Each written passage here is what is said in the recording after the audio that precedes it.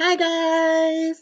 Um, this is Howell here. I just wanted to kind of explain what you guys are doing on your activity practice for describing characters. Okay, so you guys have done an amazing job making sure that you have your name and the date here on your assignments. Um, so you're going to be reading a folk tale, and the name of this folk tale is The Rabbit's Judgment. Now, before we read, we always think about our title and we always pay attention to any text features that we see. So I want you to take a minute, and if you can't see the text big enough for you, which for me it's really small, you have this magnifying glass here that says zoom. So if you click that so that it's highlighted, and then you see the little magnifying glass appear, and you can actually tap on the text, it made it bigger for you. Look at that. But click the magnifying glass again so that you can get to the arrow so that you can actually read and it doesn't make it bigger again. So we have some photographs here. I want you to think about how these photographs are connected. What do you notice about these photographs? Okay. And as you read, I want you to reference the photographs and think about why the author included those photographs there. All right. Now, just for you to remember, a folk tale is a story that's been passed down from generation to generation. Okay? Now, our folk tale is actually called a Korean folk tale. So you will notice maybe some things about the Korean culture that may be a little bit different to you. But pay attention to those things, okay? Also, you want to pay close attention to your main characters and think about what problems do they face in the story. Okay. Remember, when we think about character traits, we're thinking about what were the characters' actions, what were the characters' obstacles, how did they, what were their that goes with their actions, what was their motivation, why did they do the things that they did, and how were they feeling? Did their feelings change, and did they learn anything? Okay. So, for example, if we think about how the bat got its wings, which is one of the folk tales we read this year, in the beginning of the story, the bat wanted to play with the birds, but the birds wouldn't let the bat play. So the bat decided to play with the mammals, and turns out the bat was an amazing player and won the game for the mammals. So the bats learned that they should probably not judge people by their appearance. So think about that as you guys are reading, just something to relate it to. Okay.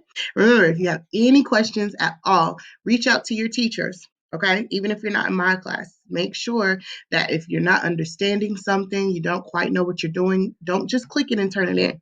We really want you guys really thinking about the text and doing these activities to the best of your ability. Okay, that means that while your parents can help you, you know this stuff. All right, this is not anything new. We've learned this. Okay, so we chose activities that you guys can do on your own. All right. We believe in you. Okay. On the next slide, you will see that you have some vocabulary. These are some words from the story: grateful, rescued, judgment, racket, pounce, and forever. Now, remember, you might have heard these words before. When we think about vocabulary, we want to think about how was the word used in the text. Okay, so I would recommend you actually going back to the text and finding some of these words. And you can actually use the line tool and underline that word if you want to, just so you can remember where that word was and see how it was used in the text. That's one option. You also have the ability to highlight, I believe. Um, I'll show you that later. Sorry, guys. But underlining it is just as fine. Put a box around it. Any of those things you can do. Um, and if you're in my class, I might just give you extra points if you do that, because that shows that you really took your time to find those context clues. On the next slide, you have some true false questions. Remember, the text is there. There's no reason for you to guess. There's no reason for you to not do it. Use the text, okay? And your last slide is actually where you're going to use these character traits to describe the three main characters in the story. Okay. So go back to the text. Think about what the rabbit did. What did the rabbit say? Think about what the man did. What did the man say? Think about what the tiger did. What did the tiger say? And which of these words can be used to describe those characters? Make sure you know what the word means. If you don't understand the character trait, you will never be able to define which character exhibited that trait. Okay. And then the last one, something we do all the time, is sequencing. So you're going to use these bubbles and put them in the correct order. Remember, this is the order in which these events happen in the text. Which one happened first? Which one happened? Do that without going back in the text? No.